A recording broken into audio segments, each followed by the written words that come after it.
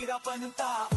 Kami hindi tanga sa mga kalokohan mo. Ang iyong kapangyarihan ay para sa bayan. Mas takalan ang pangalan, laging naninindigan. Huwag mong gamitin kahirapan ng tao. Kami hindi.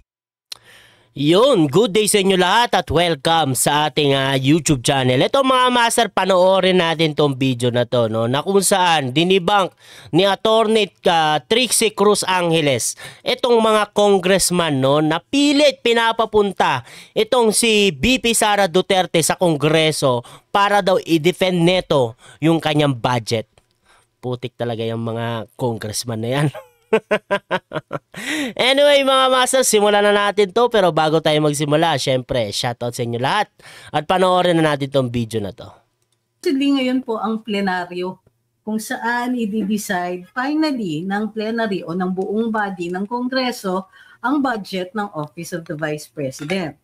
Pero in spite of repeated reminders of by the Vice President na hindi na po siya dadalo at hindi na po siya mag-i-explain.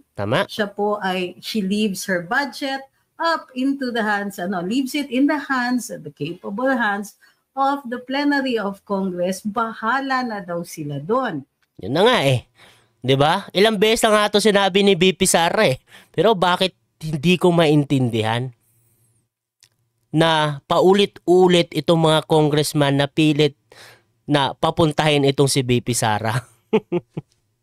She will not defend it. She will not promote it. She will not do anything yet about it. She just leaves it into the capable hands of Congress. After all, they do have the final say in this. On the other hand, ang Kongreso ay may insistence pa rin na naririnig naman ako, di ba?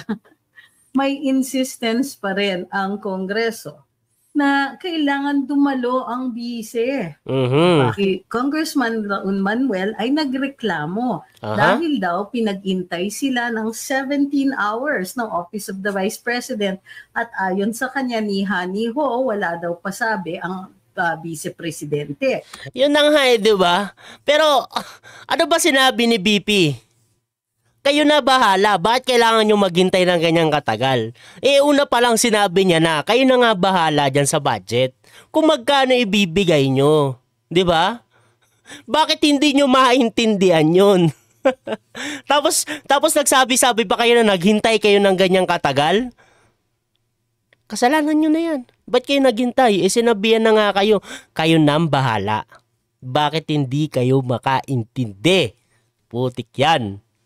Samantalang may mga medyo maldita na nagsasabi na habang nag-iintay ang ating magigiting na mga kongresista, ay nasa beach ang ating Vice Presidente. Kinapitalize Manila yan. Putik yan, pati yan, sinausawan pa. Fake news naman pala. Trabaho pala ang pinuntahan doon. My goodness talaga, no? Grabe din yun, kinapitalize nila. Sinakyan nila yung issue na yon, tapos wala namang mabigat na ebidensya, di ba? Grabe. Sa Bicol, nag-i-enjoy daw. So medyo may malisyoso at maldita yung pagkasabi ng mga yon. Tama, napanood ko yun. Attorney Trixie, napanood ko yun. Sinakyan pa nga eh. Putik yan eh. Nag-iyakan lang sila. Nag-press conference yung 5, tapos nag-iiyakan lang. Wala silang nagisa, walang napala. Putik yan. Hindi kasi nakikinig eh. Kayo na nga bahala, magkano ibibigay nyo. Basta kung magkano yun, yun na lang ang pagkakasya-kasyahin nila. Huwag na kayong magdrama pa dyan. Tama na. Wala kayong magigisa. Di ba? At ito pa, kung meron kayong nakikita dito kay VP Sara na talagang merong ginagawang anomalya, pailan nyo na ng kaso sa Supreme Court. Para magkaalaman na, pailan nyo na ng kaso. My goodness kasi kayo. Kung ano-ano pang kadramahan ang pinagagawa nyo. Gustong-gusto nyo talagang maggisa dyan sa Kongreso. Di ba? Ginagaya nyo yung Senado. Putik yan, wala nang mapili sa inyong dalawa. Ito ang sabi ng Office of the Vice President. Fake news. Hindi pinaghintay ni Vice ang ating mga kongresista. On the contrary. Tama. Diba? Sabi niya, as early as September 16, September 11 po yung date ng letter, pero September 16 natanggap ni Congressman Zia Alonto sa kanyang opisina. Ibig sabihin, matagal na kasi kung September 16, anong date na ngayon? 25. Si Congressman Zia Alonto Adyong ang budget sponsor po ng OVP. At ang sabi niya, ang sabi ni Vice, alam na ni Kong Adyong na hindi na dadalo si Vice Presidente. Yun na nga eh. Attorney, drama na nga lang ata yun. Na kung saan eh, na pag pinaghintay pa daw ng kay tagal-tagal eh, putik yan eh. Alam naman pala nila na hindi naman pupunta talaga si VP Sara, di ba? Ewan ko talaga sa mga to, no? Gagawa na lang ng drama, sablay pa. And that she leaves the deliberation of the OVP budget proposal to the plenary and entirely to the pleasure of the House of Representatives. So, nandun po yon sa kanyang sulat. Makikita niyo po yung sulat dito sa kanyang sa kanyang post sa Office of the Vice President. Sabi kasi andito sa kaliwa yung quote kay Congressman Raul Manuel that we waited for 17 hours VP Sara's dodging of the budget debate. Oh, istoryahe, no? 17 hours daw. In the first place pa naman alam na pala nilang hindi naman pupunta si VP Sara. Kasi nagpadala na pala ng sulat, September 16 pa. O, 'di ba? Anong klaseng kadramahan 'yun? Putik 'yan. 17 hours. Sabi ni Congressman Raul. So, apparently, may nagpupusit tungkol dito sa kanyang hindi pagpapakita.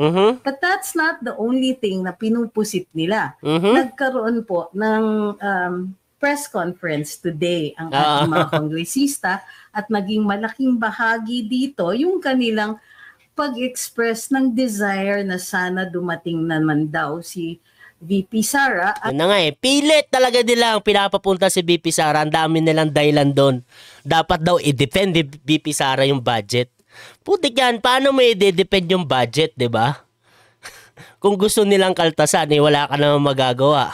Di ba, parang, hindi ko talaga maintindihan to sa mga kongresistang ito I-defend mo. Tapos yung mga tanungan dyan, may mga sagot na. Di ba? Joke na joke talaga Kalokohan na lang talaga yung gagawin na na yan na budget hearing na yan Para sa akin para sa akin. Yung pagtingin ko doon sa budget hearing ng OBP, parang malaking kalokohan na lang. Kung ganyan lang naman din ang tanungan nyo dyan. Na kung saan, para na kayo nagiging judiciary. Para na kayo nagiging korte. Di ba? Yung mga tanong nyo, may mga sagot na, pero itatanong nyo pa rin. Lalo na ngayon, may bagong lumabas na na parang tawag dito. Basta mayroong lumabas na babae na nagsasalita-salita ngayon. Basta may bago, may new character unlock.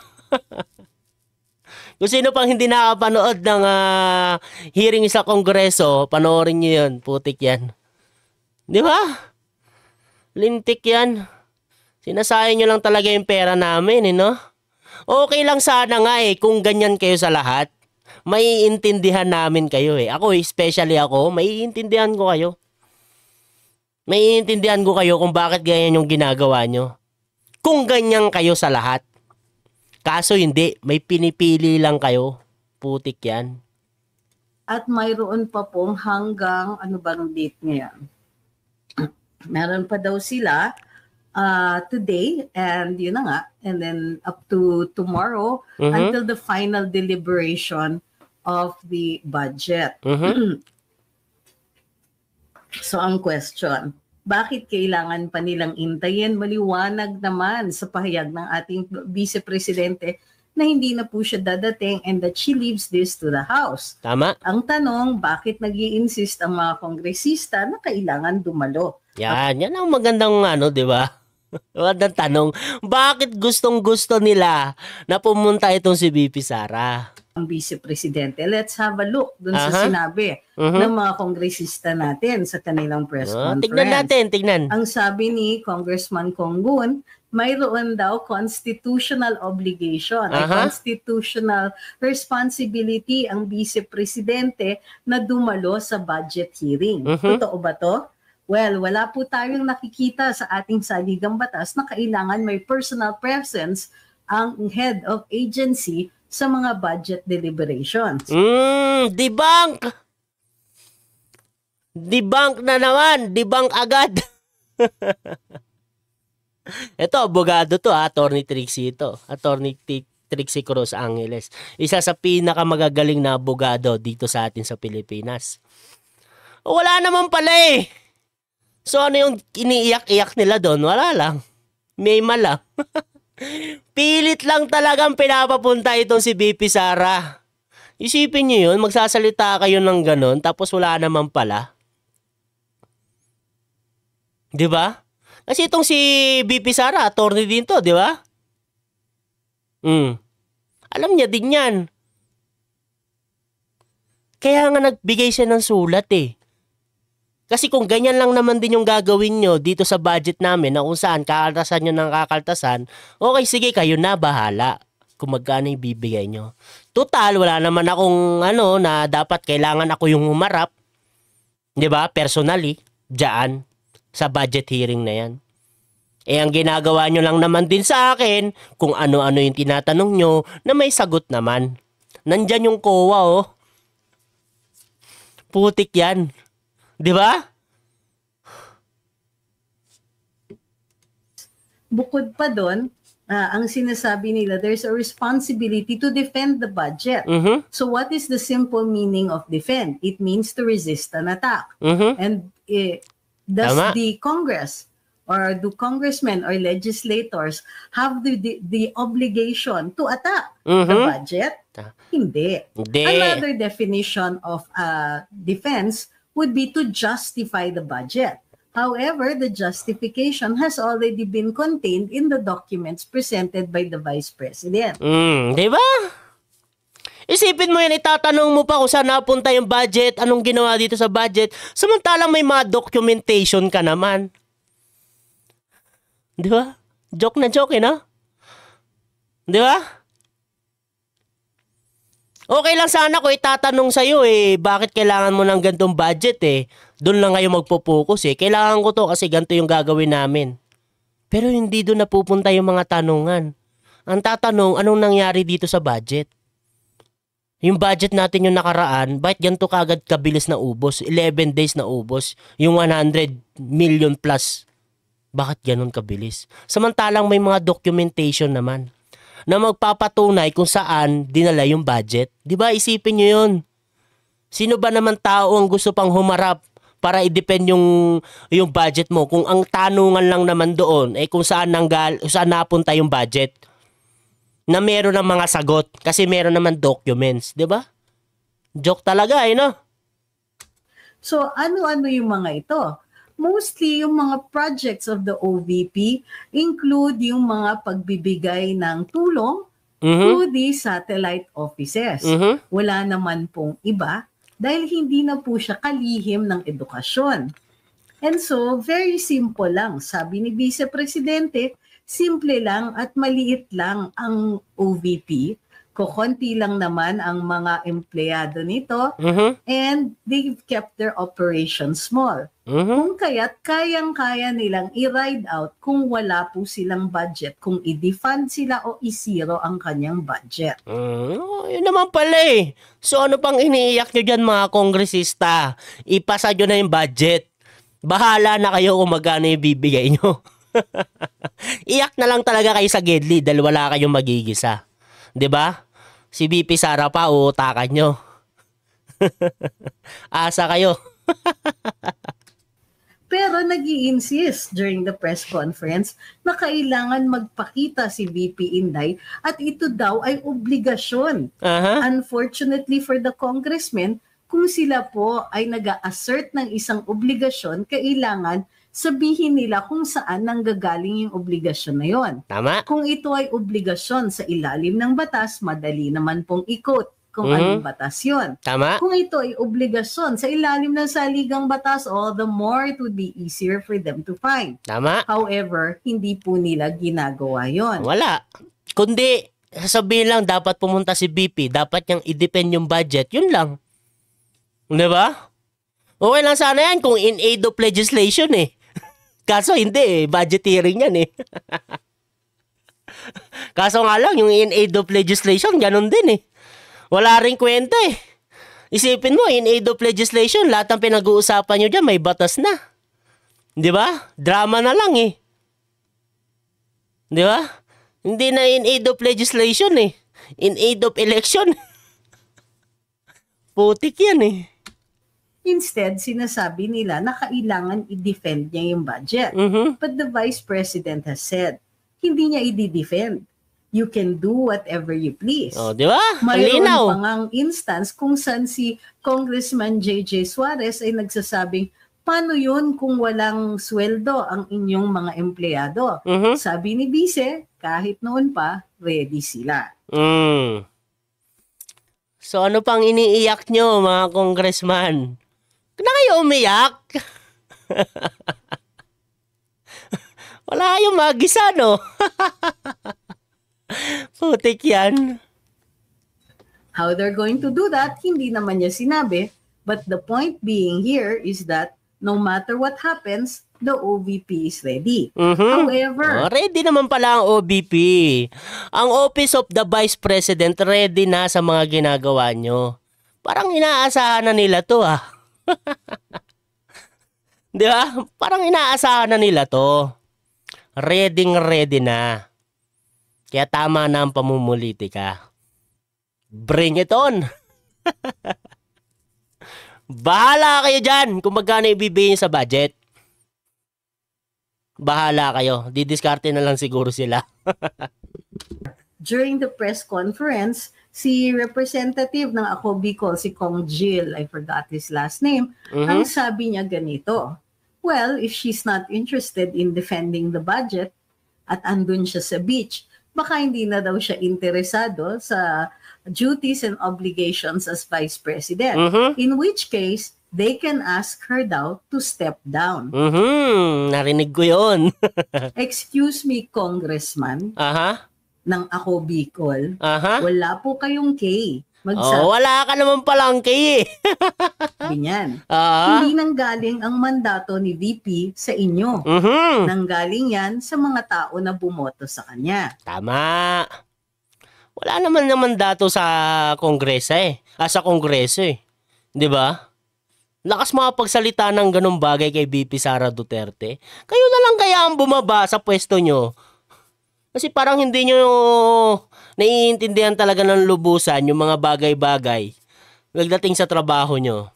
Kasi isipin nyo ba naman, di ba? Imbis na yung usapan sa budget hearing, para i-depend yung budget, ang nangyayari, hindi ganon. Ang nangyayari, tatanungin sa'yo kung saan nga punta yung nakaraang budget. Putik yan. Di ba? Kayo na lang kaya yung magsi-resign. Palitan kayo ng mga marurunong. At talagang para sa bayan. 'Di ba? Hindi yung gumagawa lang ng kunwari budget hearing tapos puro dramatize yung ginagawa. Pamumulitika. Wag ganon. Eto nga lang kung lahat naman niyang ginagawa niyo sa lahat, sa tingin ko wala kaming karapatang magreklamo. Kasi lahat ginaganyan niyo. Ang kaso nga lang, hindi. Ginanyan nyo ba yung PhilHealth? O yung iba pang ahensya ng gobyerno, ginanyan nyo ba? Hindi naman, di ba? OBP lang, di ba? Sa ngayon, di ba? Ganyan lang ang ginagawa nyo sa OBP. Putik nga yung budget niya na para sa 2025 minamadali nyo. Tinanggal nyo yung mga magtatanong sana kagaya ni Congressman Marcoleta na marami pa naman sana siyang itatanong. Di ba? Kaso nga lang tinanggal nyo kasi gusto nyo madaliin yung budget. Isipin nyo yun. Tas pagdating kay BP Sara, kailangan ganyan. My goodness talaga kayo. Ewan ko sa inyo. At kung sakasakali man, and it's clearly obvious that you are projecting na hindi siya interesado, she has continued her work, by the way. Tama. But, Tama naman. 'Di ba? Buti sana kung ang ginagawa ni BP Sara natutulog sa pansitan. Hindi naman ganun. Nagtatrabaho pa rin naman siya. 'Di ba? if you think that she's not interested, wala pa rin sa inyo mga kongresista magsabi niyan. Maliban lang, of course, kung ito ay pumapasok sa impeachable offense. Aha! Tama, diba? Ganun naman talaga. Impeachable ba yan? Hindi naman. Kaya nga yung malpisant, mispisant, non-pisant, diba? Pinag-uusapan na tuloy.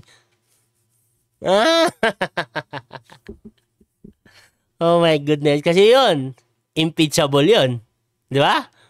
At kung may grounds, nagsabi naman si Kong Gonzales, kung di po ako nagkakamali, na betrayal daw ito of the public trust. Pero hindi niya inaamin na aabot yung betrayal of public trust na yan to the point of impeachment.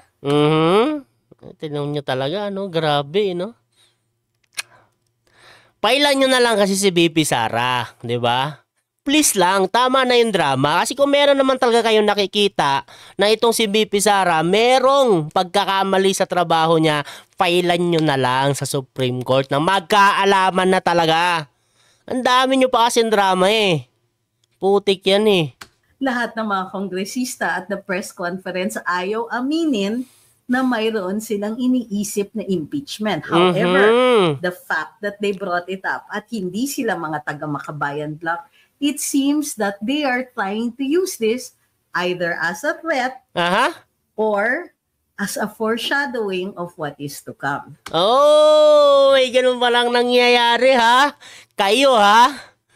Kayo ha? Anak ng... May ganon? Oh my goodness. Talaga nga naman. Kayo na lang. Unahan nyo na. Tignan natin kung mai-impeach nyo ba talaga. Putik yan. Huwag na kayong gumamit pa ng iba. As a threat, it falls flat. Alam na natin na may nagtatangka dyan. Tama. At hindi naman sinisikreto ng Makabayan bloc yung kanilang mga intensyon. Tama. Again, what is this all about? Again, the Vice President has repeatedly reiterated it's about 2028. This entire exercise on the budget is simply a do not vote for Inday Sara operation. Tama. Ayun mga master. Hanggang dyan lang naman yung video na yan, no? Pero yun, debunk ang mga kongresista. Wala, drama lang talaga yung ginagawa nila doon. Gusto lang talaga nila ang itong si BP Sara pumunta doon para magisa nila. Putik yan, di ba? Isipin nyo yun kung ano-ano yung mga pinagsasabi nila, mga wala palang kwenta. Tapos yung isa na nasabi pang magbitiw na lang itong si BP Sara, no? Grabe, no? Putik yan. Magtrabaho na lang sila ng maayos, di ba? Wala nga sana tayong problema eh. Wala sana tayong angal kung ito ay ginagawa nila sa lahat. Kaso hindi, pili lang. Diba? Ngayon, si BP Sara yung ginaganyan nila. Anyway, mga master, hanggang dito na lang tayo at maraming salamat sa pagsama sa ating video, no? At ingat kayo palagi. God bless po sa inyong lahat. Paalam po. Huwag mong gamitin kahirapan ng tao. Kami hindi tanga sa mga kalokohan mo. Ang iyong kapangyarihan ay para sa bayan. Basta kalan, ang pangalan, laging naninindigan. Huwag mong gamitin kahirapan ng tao. Kami hindi tanga sa mga kalokohan mo. Ang iyong kapangyarihan ay para sa bayan. Masteralan ang pangalan, laging naninindigan. Huwag mong gamitin kahirapan ng tao. Kami hindi tanga sa mga kalokohan mo. Ang iyong kapangyarihan ay para sa bayan. Masteralan ang pangalan, laging naninindigan. Pilipino higising sa himig ng katotohanan. Tititig at lalaban sa pang-aabuso ng kapangyarihan. Huwag mong akalain kami mananahimik lang. Ang bawat salita mo aming haharapin ng may kapang.